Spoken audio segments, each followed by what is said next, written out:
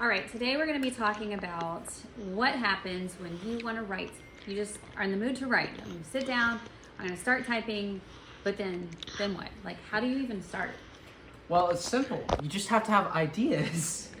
Yeah, but what's your process? What would you suggest?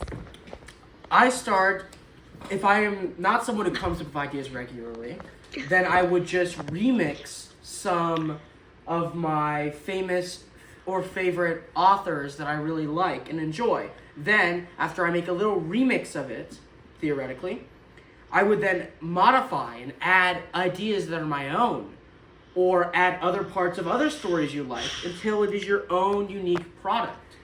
For example, I really liked a character from an anime, and I wanted to make a master manipulator just like that character.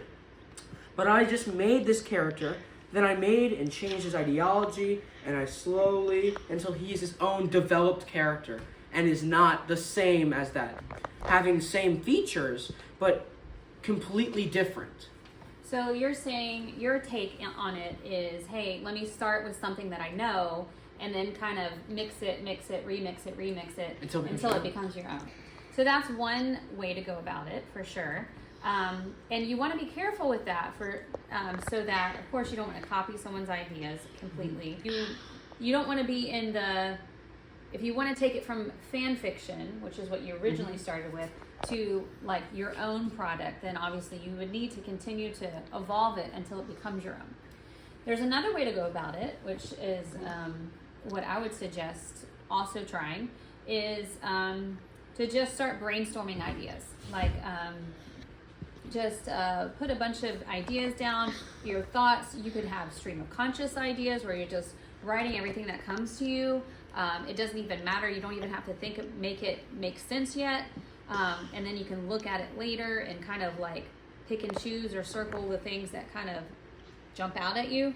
Or just throw it away because it means nothing. Or you can be more thoughtful and intentional in your planning. And you could say, okay, what am I feeling? So, it's cold, or it's hot. Oh, I'm hot.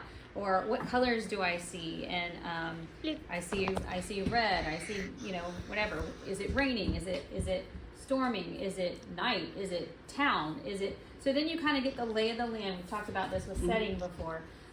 You can also change some things completely if you don't like it. Yes. Yeah. I'd also would normally title a book before I write it. It's really weird, but if I write and I want to write a book, but I don't know how or where to start, I would just come up with a title name that sounds cool and then work from there. So, and that's completely opposite on some writers. I write the whole thing, and even if I'm just doing a poem at first, then I think about, okay, what does this poem or what does this book encapsulate? What's the title that kind of this poem or this writing? And so I actually would do it backwards. I personally do the title last for things like poems and stuff. But I mean, sometimes the book title does come first. And then go ahead. I'm normally a seed by the seat of my pants writer. I normally like to just write out and write, and I don't really have a plan. I have an overarching idea, but my plan is never realized, and I just have idea moments, I think, and I want to add in the future, but there's never a moment where I plan out my stuff. And there's some writers that are completely the opposite, as they sculpt and set out every idea in every single moment. And it just depends on what part of the spectrum you are on. You got to recognize that to be a good writer. Well, and honestly, you actually have to find your niche, find your way.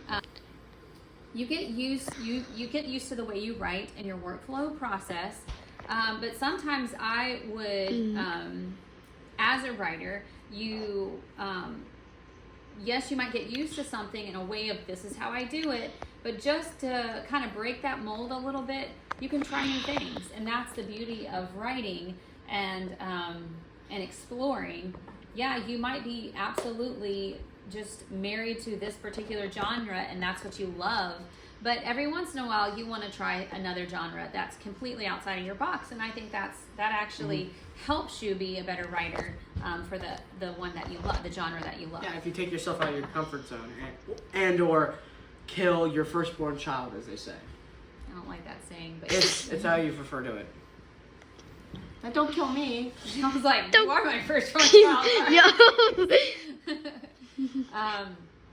But yeah, so yeah, you actually want to not just look at the, and in fact, if it helps to just break through that blank stare of the computer or page, just type something, just write something. It's better to, instead of get hung up on perfectionism the same way with like cleaning and stuff, don't get hung up on the perfectionism, and so therefore don't start.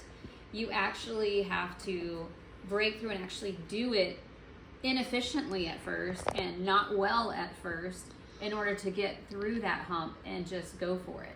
And you obviously go and clean it up later, but that's what I would recommend, so that you don't stop at that place. Makes sense. Yeah. Okay.